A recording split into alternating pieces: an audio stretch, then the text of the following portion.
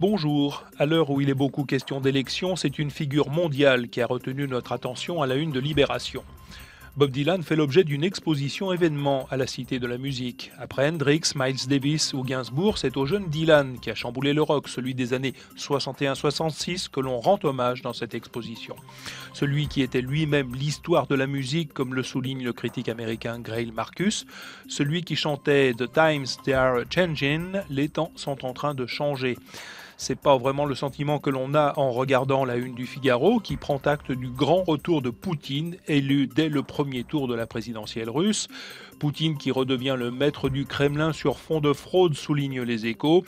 Il faut dire qu'en Carélie, le taux de participation était de 100% dès 15 heures. On ne sait pas ce que sera la participation en France, mais à un mois et demi du premier tour, Sarkozy est en situation critique, constatent les Échos. D'où le sérieux coup de barre à droite donné par le président samedi à Bordeaux, notamment sur l'immigration ou le vote des étrangers. Et le Figaro considère qu'à Bordeaux, Nicolas Sarkozy a cultivé ses fondamentaux pour séduire les électeurs du Front National qui avaient voté pour lui en 2007. Du coup, on assiste à une sorte de surenchère avec Marine Le Pen qui sonne l'hallali contre Sarkozy, titre Libération. Ce week-end, la candidate du FN a enfoncé le clou sur l'immigration et la sécurité en s'en prenant à ce qu'elle considère comme l'échec du chef de l'État dans ce domaine. Dans ce contexte, aujourd'hui en France estime que cette semaine sera cruciale pour le président candidat qui va jouer son va-tout. Nos confrères font état d'une confidence d'un responsable de la campagne de Nicolas Sarkozy. Si à la fin de la semaine, nous n'avons pas rattrapé un peu de notre retard sur François Hollande, c'est mort.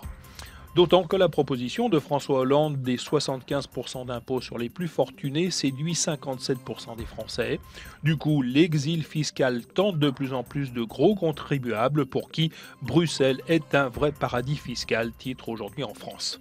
Un peu de poésie, ça fait du bien. Nos confrères du Parisien ont bien raison de le rappeler, alors que s'ouvre aujourd'hui le 14e printemps des poètes autour du thème de l'enfance.